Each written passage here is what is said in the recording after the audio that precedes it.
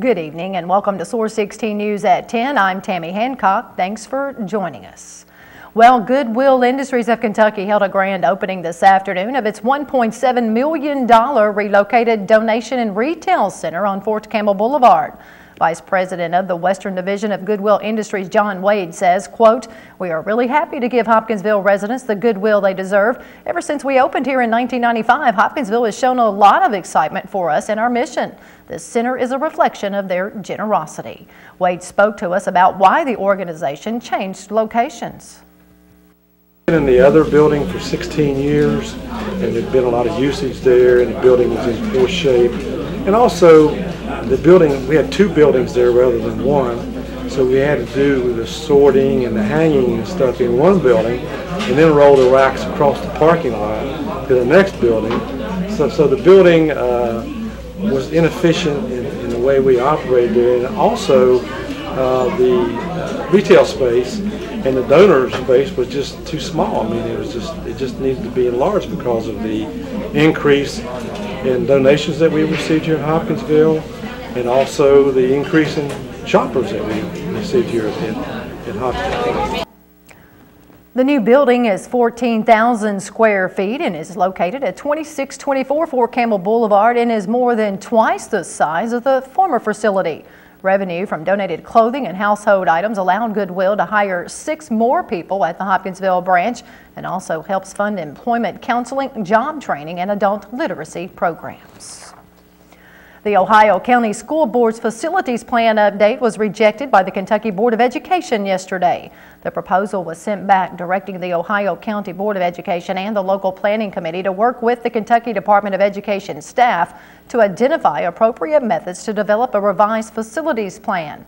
At the center of the controversy, Horse Branch Elementary School, a 60-year-old 155-student Category 5 school that has been designated as transitional, meaning it is slated to close at some point and would not be approved for state funding for major renovations. On 2 occasions, the Ohio County Board of Education rejected proposals by 3-2 votes from the local facilities planning committee that would have reduced the student enrollment at all elementary schools and did not call for improvements at Horse Branch. Last month, the school board majority crafted its own facilities plan, including more than $4.4 million in renovations at Horse Branch, and submitted it to the department and the state board for consideration, which again was refused Wednesday. Meanwhile, the State Board of Education did approve facilities plans for Hopkins, Marshall, and Trigg counties. In addition, the State Board of Education certified several local non-public schools for 5 years from July 1st, 2011 to June 30th, 2016. The following non-public schools at Fort Campbell were certified: Barkley, Jackson, Lincoln, Lucas, Mahaffey, and Marshall Elementary Schools, Wassum Middle School, and Fort Campbell High School. Also joining the list of non-public certified schools are Heritage Christian Academy at Hopkinsville and Northside Baptist Christian Elementary School in Mayfield. Well, a Fulton County attorney has formed a nonprofit organization in an effort to help Kentuckians affected by the recent flooding. Assistant Fulton County Attorney Jason Batts talked to Source 16 about the devastation in Hickman caused by floodwaters, the worst that area has seen since the 1930s. Hickman is right on the river, and there's a flood wall that was constructed to help protect the town in the event of dramatic flooding. And the last time that the town was really threatened with the level of disaster we witnessed here recently was in the 1930s. The record flooding happened then. And the flood wall was strengthened after that time because, honestly, people thought that that was as high as the water could possibly get on the river. Well, we were wrong. It not only got to that high this time, but it exceeded it. So we witnessed a lot of the flooding down there, and just people working day and night with each other, putting sandbags on top of the wall and around it, and really helping out their friends and neighbors to ensure that the water stayed out of the city limits. And in fact, the governor called the National Guard to help come down there and sandbag as well day and night. Bat says part of the reason he became a lawyer is because he wants to help others. He adds, after seeing the amazing way the community came together and hearing the same question over and over again, how could a person make a donation to a charity that could guarantee all proceeds would benefit their neighbors in the area?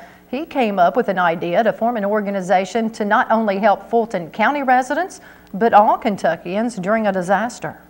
So that was an interesting question that was posed to everyone: is when we heard it over and over again, is how can I make a donation and ensure that it stays within the same state? Well, looking into it and doing a little bit of research, we found that no such organization existed, or at least not that we could find.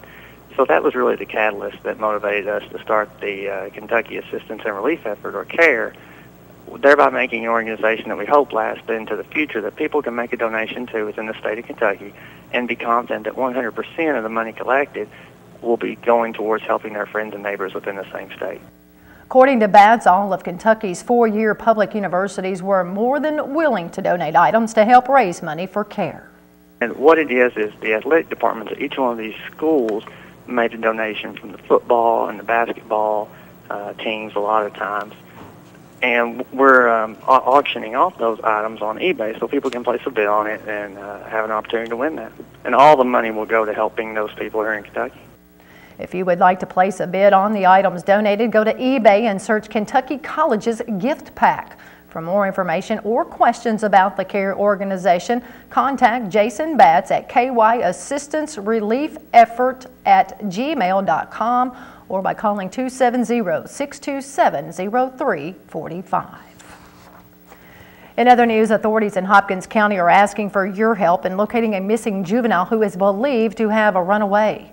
The Hopkins County Sheriff's Department is looking for 17-year-old Haley Morgan of Dawson Springs. Around 5:30 Wednesday evening, the mother of the teen contacted police and reported her missing. Haley is 5'3", weighs about 150 pounds, has shoulder-length blonde hair and hazel eyes. If you have information that may assist law enforcement, please contact Detective Matt Sanderson or Deputy Mark Gentry with the Hopkins County Sheriff's Office at 270-821-5661. And here's a reminder and lesson of why you should not do wheelies on a motorcycle. A Clarksville teen had to be life-flighted to a Nashville hospital after police say he was doing wheelies on his motorcycle when crashed into another vehicle.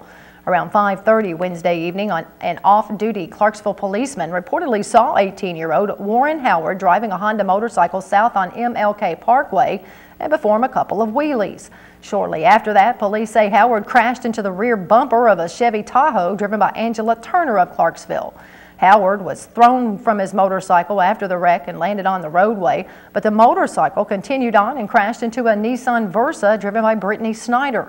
According to police, Howard was transported by life flight to Vanderbilt Medical Center with leg and head injuries and is listed in critical but stable condition.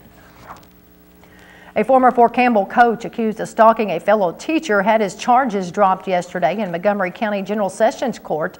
In addition to the stalking charge, 39-year-old John Ryan Cunningham of Cadiz was also charged with contempt of court for violating a court order, which was also dismissed. Court records indicate Cunningham was arrested on February 28th for allegedly stalking a female teacher, an ex-girlfriend he worked with at Fort Campbell High School. Cunningham is reportedly the son of Kentucky Supreme Court Justice Bill Cunningham. The Kentucky Court of Appeals has denied a petition from 9 Graves County Amish men who were fined and cited for not displaying the slow-moving vehicle symbols on their horse-drawn buggies. Now that the petition has been denied, the case is reportedly headed back to a Graves County court. Assistant Commonwealth's Attorney Scott Robbins told the Paducah Sun that he expects to ask at an August hearing that the citations be enforced. If the men refuse payment, he said they could be put in jail. The Amish men have claimed that using the triangular symbol violates their religious beliefs. Well, Madisonville will be kicking off its annual Friday Night Live event tomorrow night, meaning there will be several street closures. Motorists traveling in Madisonville will want to avoid the following streets: Court Street from noon until 10:30 p.m., Union Street behind the courthouse from 6 a.m. to 10:30 p.m., East Center from Main to Franklin from 4 p.m. until about 10:30 tomorrow night, and the parking lot next to the police department. All the vehicles should be removed by 4 o'clock. The first installment of the 2011 Friday Night Live series will get underway at 6 tomorrow night and will feature local talent Barry Potter and the Haas Cats opening for the Edge Band. The event also features a 5K road race and 1.5-mile fun walk, vendor booths, and much more. The activity, sponsored by several organizations and businesses, will be held from 6 until 10. For more information on this summer's Friday Night Live events, please log on to MadisonvilleGov.com. Fort Campbell officials say medical services at Blanchfield Army Community Hospital are changing for the better. Officials say to ensure patients who do not have a primary care manager have access to health care in a timely manner, soldiers and their families will soon be receiving medical care at the Screaming Eagle Medical Home. BOC Commander Colonel John Cook says this shift will open up patient appointments at the main hospital and allow them to meet their patients' needs more efficiently at both locations. Officials say TRICARE beneficiaries who have been transferred to the community basis clinic located at 647 Dunlop Lane will be receiving an automated call to their phone number and a letter in the mail. A Murray State University professor and a Christian County businessman were among Governor Steve Beshear's recent appointments to boards and commissions. Assistant Professor of History at MSU, Brian Clardy, was appointed to the Center for Renewable Energy Research and Environmental Stewardship Board. He will represent post-secondary education interest and will serve a term expiring March 13, 2013. And Hometown Finance Corporation President Jerry Pyle of Crofton was appointed to the Financial Institutions Board. He will represent consumer finance or the industrial loan industry to serve a term expiring October 10, 2014. In other news, a Hopkinsville couple was charged with endangering the welfare of their child. Hopkinsville police say Regina and Jack Shepard of West 7th Street were both charged and arrested at their residence after police responded to a call about a passerby picking up a child that was running down the road unattended. The passerby told police he saw the child running without shoes or a shirt around Master Builders. Police say the child did not want to say his name or where he lived and led officers on a 2-hour search to find his home. When the officers arrived at the residence, they found both parents asleep with the doors unlocked at the home. According to police, a similar situation occurred on May 28th where the child was left and police were not contacted by the parents. Police also say the boy also ran away from his parents at Kroger's last week.